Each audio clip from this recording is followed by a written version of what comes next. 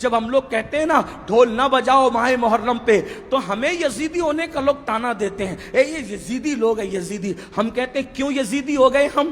ہاں ہمارا حال تو یہ ہے کہ ہمیں ناسبی اور خارجی اہل بیت کا ذکر سن کے ہمیں رافضی کہیں، اور آپ کو ڈھول کے لیے منع کریں تو آپ ہمیں یزیدی کہیں۔ بہت اچھی بات ہے، آپ کے اپنے معاملات ہیں، مگر یاد رکھنا اللہ کی عدالت میں تمہیں بھی منہ دکھانا ہے اور ہمیں بھی کھڑے ہونا ہے۔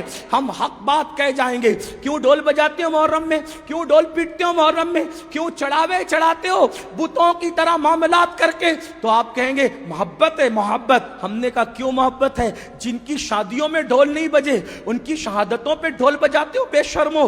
آپ بتائیں مجھے، کوئی ثابت کر سکتا ہے امام حسن کے نکاح پہ ڈھول بجا، امام حسین کے نکاح پہ ڈھول بجا؟ جن کی شادیوں میں ڈھول نہیں بجے ان کی شہادت پہ ڈھول بجانے کا جگر لاتے کہاں سے ہو؟ کہا نہیں نہیں یہ عشق اور محبت ہے۔ ہم نے کہا اگر یہی عشق و محبت ہے، اگر یہی تقاضۂ محبت ہے کہ علی اکبر کے جسم کے جس دن ٹکڑے ہوئے ہوں، جس دن اللہ اکبر امام حسین کے سر کو نیزے پہ اٹھایا گیا ہو، جس دن بیویوں کی چادریں چھینی گئی ہو، اگر اسی دن ڈھول بجانا تقاضۂ محبت ہے، اللہ کسی کو وہ دن نہ دکھائے جس دن تیرے بیٹے کا ایکسیڈنٹ ہو اور تیرے بیٹے کا جوان بیٹے کا جنازہ اٹھ رہا ہو، اس وقت تو ڈھول بجانا، پھر سمجھیں گے کہ تقاضۂ محبت کسے کہتے ہیں۔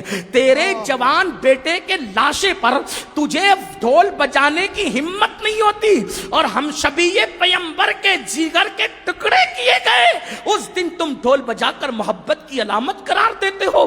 شرم نہیں آتی؟ ذرا سوچو تو صحیح۔ سنیو، بدعقیدگی کے راستے ہم نے استوار کرنے کی کوشش کی ہے۔ امام احمد رضا کی شان یہ ہے، انہوں نے اہل سنت کو بھی اصلاحی نظریہ پیش فرمایا اور بدعقیدوں کو بھی لگام عطا کی۔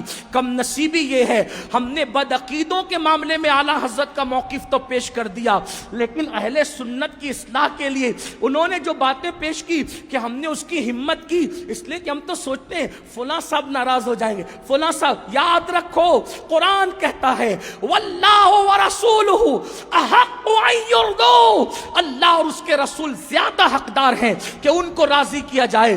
لوگ رزاق نہیں ہیں، رزاق اللہ ہے۔ اس لیے سنیوں، میری قوم کے جوانوں، امام نے جو پیغام دیا ہے اس دونوں کو سینے سے لگاؤ۔